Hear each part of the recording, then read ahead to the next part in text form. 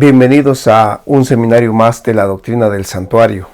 Hoy estudiaremos el capítulo número 29, al cual le hemos puesto por nombre La fiesta de las gavillas en el futuro del pueblo de Dios.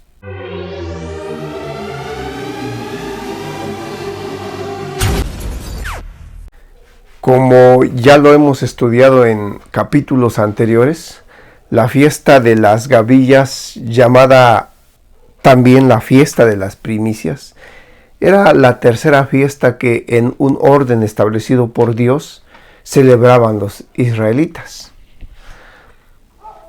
Los historiadores judíos narran acerca de estos ritos que de manera sistemática celebraba el pueblo de Dios de la antigüedad. Scherfield era el nombre de uno de estos historiadores quien narra de manera general acerca de cómo se celebraban las fiestas del pueblo de Israel. Y Flavio Josefo, famoso historiador judío también, en su libro llamado Antigüedades de los Judíos, dice que a los israelitas el tercer día de las fiestas de la primavera, las fiestas de la Pascua, les recordaba a ellos la liberación que tuvieron de Egipto cuando cruzaron el Mar Rojo. Cuando eran perseguidos, detrás de ellos iba el faraón y finalmente Dios les abrió el mar. De modo que esta fiesta era de gran importancia para el pueblo de Israel, pero ¿qué es lo que quería enseñar Dios a su pueblo a través de la celebración de la fiesta de las gavillas o la fiesta de las primicias? Como ya lo hemos estudiado en el capítulo anterior, la Biblia nos muestra que Dios le ordenó al pueblo de Israel celebrar la fiesta de las gavillas para recordarles la victoria adquirida después de su liberación de la esclavitud. Sin embargo, también Dios tenía la intención de mostrarles algo extremadamente maravilloso que vendría en un futuro al pueblo de Israel de la antigüedad. Y lo más grandioso, la enseñanza que a nosotros hoy como pueblo de Dios nos otorga, y lo cual nos da una gran esperanza. Estudiemos pues qué es lo que la fiesta de las gavillas o de las primicias nos enseña. De la misma forma en que Jesús ha cumplido cada una de las fiestas que hemos ya estudiado, esta también la cumple de una manera extraordinaria y conmovedora, pero mejor dicho todavía de una manera que nos da una gran esperanza. Veamos primeramente qué sucede cuando Jesús muere y cuando Él resucita. Al morir el Cordero de Dios que quita los pecados del mundo, estaba cumpliendo cabalmente la primera fiesta que celebraban los israelitas, la fiesta de la Pascua. Cristo murió el día 14 del primer mes judío, en el sacrificio de la tarde, o sea, a las 3 de la tarde, en el mismo momento en que se hacía el sacrificio del Cordero Pascual. Al morir Jesús reposó en la tumba desde la tarde del día 14, todo el día 15 y su resurrección el día 16 del primer mes llamado Nisán. Esta semana en la que Jesús muere, la fiesta de la Pascua que se celebraba conforme a la indicación de Dios el día 14 del primer mes, cayó en día viernes. Por lo tanto, el sábado ceremonial del siguiente día, cuando se iniciaba la fiesta de los panes sin levadura, el día 15 de Nisán, coincidió ese sábado ceremonial con el sábado semanal, de modo que Jesús al morir el día de la Pascua, reposa en la tumba el siguiente día, el día de descanso semanal que estaba coincidiendo con el sábado ceremonial. Y al tercer día, el día 16 de Nisán, el primer día de la siguiente semana, Jesús resucita.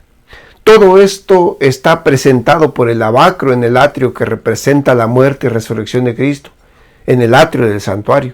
Pero también está representado en la experiencia del pueblo de Israel, como lo vamos a ver a continuación. Cuando el ser humano decide seguir el camino de la salvación, trazado en el santuario, notará que al entrar al atrio del santuario nos encontramos con el altar del sacrificio primeramente, en el cual está representado la muerte de Cristo en nuestro favor. Y luego el siguiente mueble con el que nos encontramos es el lavacro, ese mueble que contenía agua en la cual se purificaba el sacerdote antes de entrar al lugar santo del santuario y antes de ofrecer la sangre y las oraciones en favor del pecador.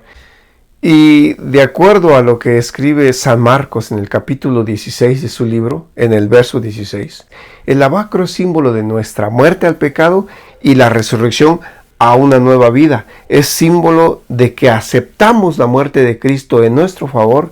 Es símbolo de que creemos que Jesús dio su vida por nosotros. Es símbolo del bautismo. Ese lavacro, dice el apóstol Marcos, el que creyere y fuere bautizado será salvo, mas el que no creyere será condenado. La Biblia dice que el pueblo de Israel también fue bautizado por agua y por el Espíritu. Veamos cómo lo dice el apóstol Pablo en la primera carta que le manda a los Corintios. En el capítulo 10 dice: porque no quiero, hermanos, que ignoréis que nuestros padres todos estuvieron bajo la nube y todos pasaron el mar. Y así todos en Moisés fueron bautizados, en la nube y en el mar. Aquí vemos que Pablo, inspirado por el Espíritu Santo, nos confirma que los eventos en la historia del pueblo de Israel no fueron obra de la casualidad, más bien fueron acciones planeadas por nuestro Dios con el propósito de mostrarnos el camino de nuestra liberación de la esclavitud del pecado. Así vemos que los israelitas fueron bautizados en el agua cuando cruzaron el Mar Rojo, cuando tuvieron que descender al agua para cruzar el mar, y también los israelitas fueron bautizados por el Espíritu. Pero, ¿cómo fue ese otro acto? Si bien podemos entender claramente que al bajar al agua del Mar Rojo el pueblo fue bautizado con agua, pero ¿cómo fue bautizado por el Espíritu ese pueblo que salió de la esclavitud a la liberación? La Biblia dice que la nube que guiaba a ese pueblo de día era la misma que cubría la luz que se posaba en medio de los dos querubines encima del arca del pacto dentro del santuario, en el lugar santísimo, ese lugar conocido como la Santa Shekinah. En el libro de Números dice que el día que el tabernáculo fue erigido, la nube cubrió el tabernáculo sobre la tienda del testimonio, y a la tarde había sobre el tabernáculo como una apariencia de fuego hasta la mañana. Así era continuamente, la nube lo cubría de día y de noche la apariencia de fuego. Cuando se alzaba la nube del tabernáculo, los hijos de Israel partían, y en lugar donde la nube paraba, allí acampaban los hijos de Israel. Esa era la indicación que Dios había dado. Pero también la Biblia especifica que no solo era la nube y el fuego los que guiaban a ese pueblo.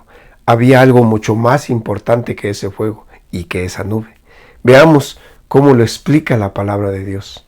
Dice: y el ángel de Dios que iba delante del campamento de Israel se apartó e iba en pos de ellos. Detrás de ellos, quiere decir.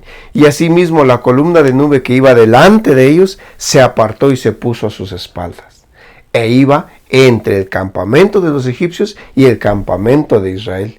Y era nube y tinieblas para aquellos que iban persiguiendo al pueblo, y alumbraba a Israel de noche, y en toda aquella noche nunca se acercaron los unos a los otros. Se refería a la persecución que estaba siguiendo el pueblo de Israel al salir de Egipto. El faraón venía persiguiéndolos. Esa nube les sirvió de protección y de barrera. Dice allí que el ángel de Dios iba en la nube, pero si analizamos a profundidad las escrituras, encontramos que ese ángel que iba en esa nube y en ese fuego era Cristo mismo. Veamos cómo lo explica la palabra de Dios. He aquí, yo envío a mi ángel delante de ti para que te guarde en el camino y te introduzca en el lugar que yo he preparado. Guárdate delante de él y oye su voz. No le seas rebelde, porque él no perdonará vuestra rebelión, porque mi nombre está en él. Éxodo 23, 20 y 21. Dice que el nombre de Dios estaba en el ángel. Pero también en la Biblia Dios dice, yo no doy mi nombre a ninguno. Isaías 42:8 dice, yo Jehová, este es mi nombre, y a otro no daré mi gloria ni mi alabanza a esculturas. Así podemos concluir que ese ángel que iba en la nube, que guiaba al pueblo de Israel al salir de la esclavitud de Egipto, era Dios mismo, era Cristo, era el mismo Espíritu Santo. Los israelitas conocían a Dios como Yahvé, que quiere decir, yo soy el que soy. Pero a partir de ese momento en que pasan el Mar Rojo, al ser guiados por esa nube donde iba el ángel de Dios, lo empezaron a llamar Yeshua, que traducido quiere decir Dios es salvación o Dios es el Salvador. Jehová, Shua, salvación. Aludiendo a esa salvación, Moisés le dijo al pueblo en el momento en que iban a cruzar el Mar Rojo. Veámoslo. Dice, no temáis, estad firmes y ved la salvación que Jehová hará hoy con vosotros, porque los egipcios que hoy habéis visto, nunca más para siempre los veréis. Así, a partir de ese día empezaron a llamar a Dios salvación, Yeshua. Concluimos pues que es el mismo Dios a través de su Santo Espíritu que iba en la nube que guiaba a Israel. Por eso el apóstol Pablo lo dijo con certeza, que los israelitas fueron bautizados en el agua y también en el Espíritu Santo. Cuando esa nube pasa por encima de ellos, por encima de todos, y se posa detrás de ellos, sirviendo a la vez como protección para ellos, de modo que el faraón no los pudiera ver y no los pudiera alcanzar. Todo el pueblo de Israel contempla lo que sucede. La nube que los guiaba se aparta y empieza a elevarse para pasar por encima de todo ese pueblo, más de 600,000 hombres, sin contar mujeres ni niños, alrededor de 1,5 millones de personas que contemplan este evento. La nube pasa a colocarse detrás de ellos porque el ángel también se había pasado detrás de todos, entre ellos y los egipcios. Y es así como son bautizados, por el Espíritu Santo y por agua cuando ellos entran al mar. Por eso Pablo dice en 1 Corintios capítulo 10, verso 1 y verso 2, que estos fueron bautizados por la nube y por el agua. Todo esto estaba representado en el lavacro que estaba en el atrio del santuario. Todo este tema fue necesario descifrarlo para que comprendamos mejor el mensaje que encierra la fiesta de las gavillas. Veamos pues ahora que la gavilla es el nombre que se le da a un manojo de los primeros granos maduros de una cosecha. Y a la gavilla se le llama primicia porque era lo primero que maduraba y se cortaba para ofrecerlo a Jehová. Dice la Biblia que para el pueblo de Israel, para que ellos fueran aceptos ante él, así dice Levítico 23, que tenían que ofrecer esa gavilla para que seáis aceptos, les dijo. Leamos la cita bíblica donde nos menciona la indicación de celebrar la fiesta de las gavillas para que notemos cómo lo dijo Dios. Dice, habla a los hijos de Israel y diles, cuando hayáis entrado en la tierra que yo os doy y seguéis su mies, traeréis al sacerdote una gavilla por primicia de los primeros frutos de vuestra siega. Y el sacerdote mecerá la gavilla delante de Jehová para que seáis aceptos. El día siguiente del día de reposo lo mecerá. Al tercer día de haberse celebrado la fiesta de la Pascua, el pueblo de Dios celebraba la fiesta de las gavillas, conforme a lo indicado por Dios. Recordemos que esta fiesta de las gavillas al pueblo de Dios les recordaba el momento en que fueron liberados de la esclavitud al cruzar el Mar Rojo, y de eso ya hablamos en el capítulo anterior. Pero, ¿qué es lo que les enseñaba al pueblo de Dios que vendría al futuro de ellos? Esta fiesta. ¿Qué enseñanza les estaba dando? Es necesario recordar el modo en que el pueblo celebraba la fiesta de las gavillas para que comprendamos y veamos lo que Dios quería darles a entender al celebrar la fiesta.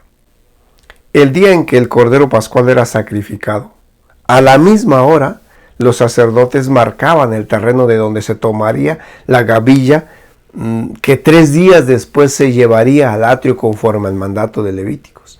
Y después de haber cortado y después de haber sido presentada la gavilla, hasta entonces se podía pensar en recoger toda la demás cosecha. Así, de la misma manera en que el pueblo judío marcaba el terreno en el día en que mataban al Cordero Pascual, Jesús también marcó el terreno de lo que sería la gavilla o la primicia. ¿Cómo y cuándo lo hizo? Lo podemos encontrar en la Biblia, en el libro de Mateo, en el capítulo 27. Vamos a empezar a estudiarlo, para que veamos cómo cuando Jesús viene, cumple la fiesta de las gavillas. ¿Y qué es lo que Dios le estaba enseñando al pueblo de Israel de la antigüedad? Veámoslo. Mateo 27, narrando esos últimos momentos de Cristo en la cruz, dice: mas Jesús, habiendo otra vez clamado a gran voz, entregó el Espíritu. Y he aquí, el velo del templo se rasgó en dos, de arriba abajo, y la tierra tembló, y las rocas se partieron, y se abrieron los sepulcros, dice el versículo 52.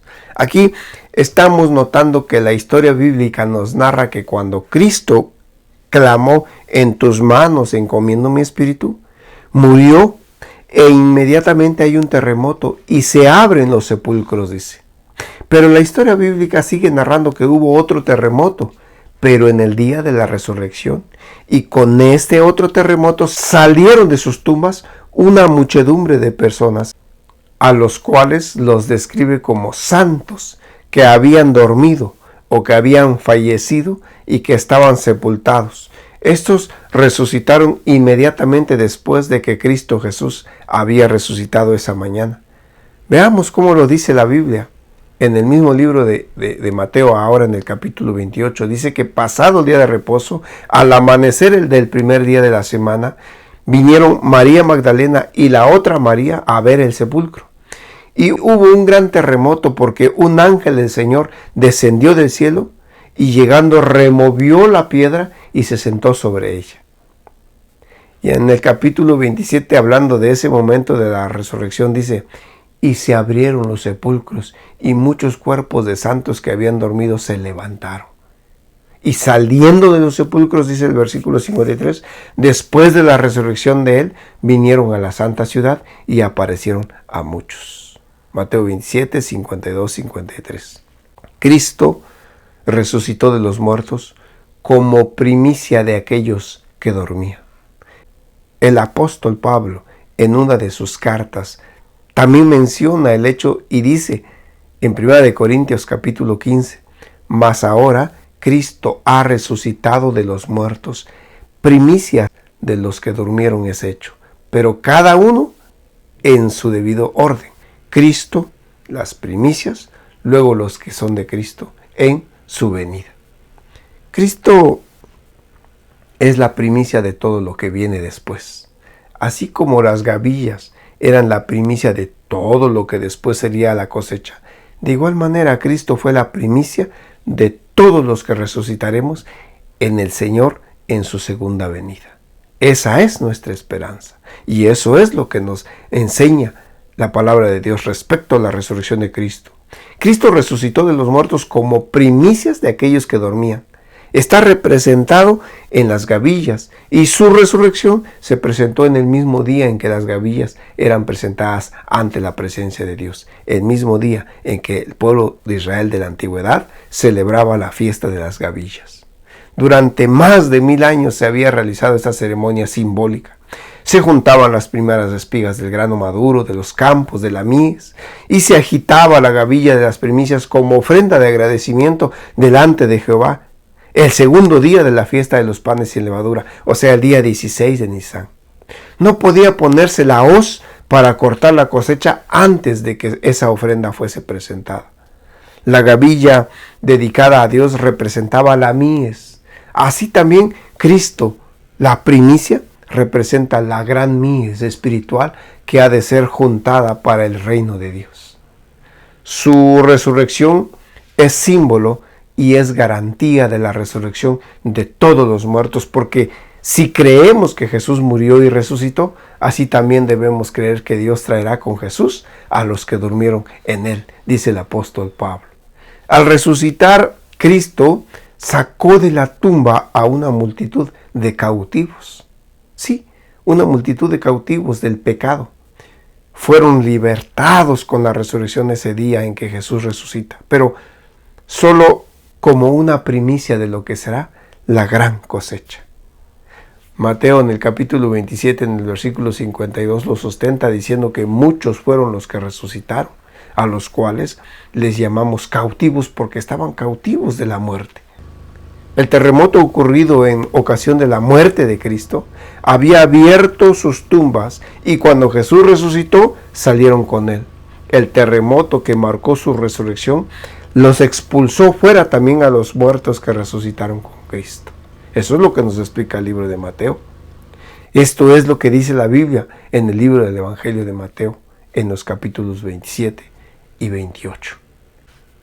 Herfield, rabino judío que explica las fiestas judías, dice que esta fiesta de las gavillas se celebraba un día después del sábado, pero que el terreno se marcaba un día antes del sábado, o sea, el día 14 del mes primero, y este acto de marcar el terreno se hacía a la hora del sacrificio de la tarde, a las 3 de la tarde, el sacrificio vespertino a las 3 de la tarde, a la misma hora en que se mataba el cordero pascual. Y mientras el pueblo estaba matando el cordero para preparar la Pascua, el sacerdote estaba marcando el campo de donde se iba a cortar la gavilla para presentarla el día de las primicias. Entonces, el día de la Pascua, el mismo día en que se estaba marcando el terreno para cortar las gavillas, ese mismo día, a la misma hora en que Jesús muere, se suscita un terremoto. A la misma hora del sacrificio, a las 3 de la tarde, Dios marcó con ese terremoto las tumbas de los que después resucitarían con Cristo Jesús. Ese campo se marcaba para que nadie se acercara. Al marcarse ese campo, era consagrado a Dios. Si un animal o una persona entraban a ese campo, profanaban el campo y el animal que entraba a ese campo moría por una saeta de los que cuidaban ese campo para no ser profanado. Toda vez que había gente que cuidaba el campo de las gavillas que se había marcado. Había guardias desde el momento en que se marcaba. De igual manera, las tumbas que fueron abiertas por Dios con el terremoto de la hora del sacrificio de Jesús fueron también cuidados por ángeles. Dios puso ángeles al cuidado de aquellas tumbas que habían sido abiertas. Desde el día viernes a las 3 de la tarde, Dios puso guardianes tanto en la tumba de Cristo como en la tumba de los que debían resucitar. Sabemos que había ángeles cuidando la tumba de Jesús porque cuando fueron el día de la resurrección aquellas mujeres que iban en busca del cuerpo de Jesús, encontraron a un ángel que habló con ellas. Así lo explica el apóstol Marcos, veámoslo. Dice: y cuando entraron en el sepulcro vieron a un joven sentado al lado derecho, cubierto de una larga ropa blanca, y se espantaron. Mas él les dijo: no os asustéis, ¿buscáis a Jesús Nazareno? El que fue crucificado ha resucitado, no está aquí. Mirad el lugar en donde le pusieron. El evangelista Mateo en el capítulo 28, en los versículos 1 y 2, dice que el día en que Jesús resucita hubo otro terremoto. Y esto quiere decir que todo se cumplió al pie de la letra. El terremoto ocurrido en la muerte de Cristo marcó las tumbas. El terremoto ocurrido en la resurrección de Cristo expulsó sus cuerpos, los echó fuera y cuando Él resucitó, salieron con Él. Los que resucitaron con Jesús eran aquellos que habían sido colaboradores de Dios y que a costa de su vida le habían dado testimonio. Ahora iban a ser testigos de aquel que los había resucitado y fueron resucitados ya para vivir eternamente. Ascendieron con Cristo como trofeo de su victoria. Estos ya no son cautivos de Satanás y Jesús dice ante Dios: a estos yo los he comprado con mi sangre. Los he traído de la tumba para que estén conmigo donde yo estoy y no vean nunca más la muerte ni experimenten más el dolor. Dice la Biblia que Jesús se le apareció a muchos que dieron testimonio de su resurrección, y también los que resucitaron con él tuvieron esa virtud de transformarse de mortales a inmortales, pero solo era la primicia de lo que un día será la gran cosecha, en donde tú y yo tenemos que ser partícipes. En la Biblia hay salmos a los cuales se les conoce como los salmos mesiánicos, porque de alguna manera profetizan sucesos que Cristo tendría que pasar durante la parte más importante de su ministerio en favor de los seres humanos, durante los días de su sacrificio. 3 de estos salmos son los salmos 22, 23 y 24. Quiero que analicemos un poquito cada uno de estos salmos. El Salmo 22 comienza diciendo: Dios mío, ¿por qué me has abandonado? Es exactamente lo mismo que pronuncia Jesús en la cruz, lo cual está narrado por Mateo en capítulo 27 en el versículo 46. A este Salmo 22 se le conoce también como el Salmo de la crucifixión. El segundo salmo mesiánico que hemos mencionado es el Salmo 23, al cual se le conoce como el Salmo de la muerte y de la resurrección, aunque lo conocemos más como el Salmo del buen pastor. Pero este fue el salmo que ayudó a Jesús a confiar en su Padre. Jehová es mi pastor, nada me faltará, y aunque ande en valle de sombra de muerte. Y es que Jesús realmente estaba en ese momento en valle de sombra de muerte. Pero Él nos recordó que aun cuando estemos en situaciones extremas, Jehová es nuestro pastor y nada nos faltará. Y el Salmo 24 se le conoce como el Salmo de la Ascensión. Y vamos a ver cómo este salmo nos da una vislumbre de lo que sucedió ese día cuando Jesús resucitó y tuvo que subir a su Padre Celestial. Dice la Biblia que cuando Jesús sube a su Padre esa mañana, va acompañado de una comitiva de ángeles. Y otro grupo de ángeles con toda la alegría estaban también esperándolo en el cielo. La Biblia profetiza ese momento de manera espectacular en el Salmo 24.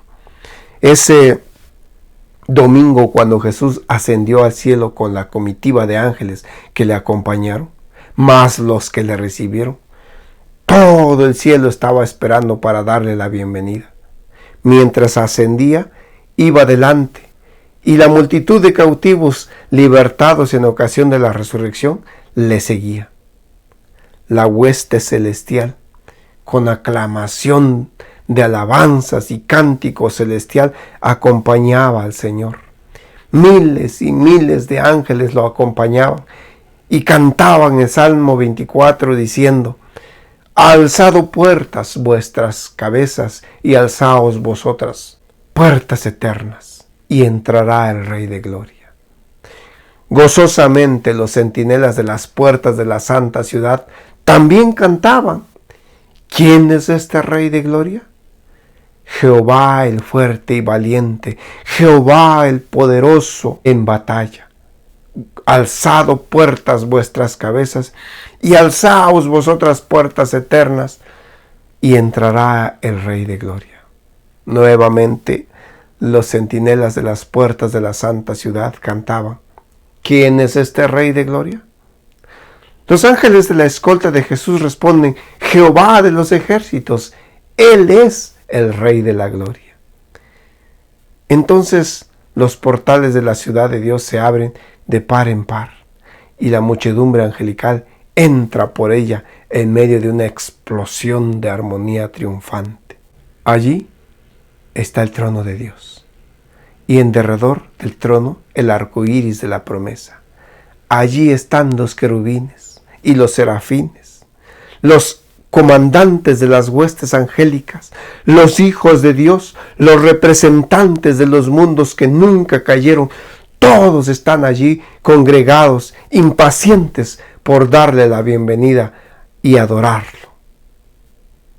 Allí estaba el concilio celestial, delante del cual Lucifer había acusado a Dios y a su Hijo, los representantes de aquellos reinos sin pecado sobre los cuales Satanás quería establecer su dominio. Todos están allí para dar la bienvenida al Redentor. Sienten impaciencia por celebrar su triunfo y glorificar a su reino. Con un ademán de la mano Jesús los detiene y les dice: todavía no, todavía no. No puedo ahora recibir la corona. Entonces Jesús se acerca a su Padre. Habían pasado 33 años y medio de no estar con Él. 33 años de realizar la misión encomendada.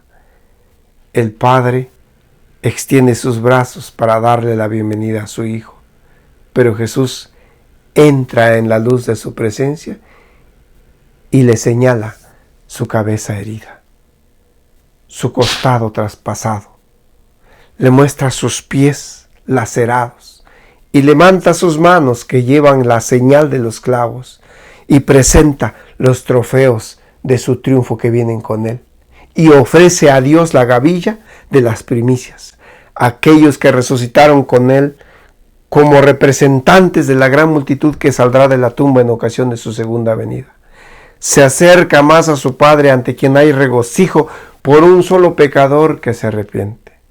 Desde antes que fueran echados los vientos de la tierra, el Padre y el Hijo se habían unido en un pacto eterno para redimir al hombre, en caso de que este hombre fuera vencido por Satanás, cosa que sucedió.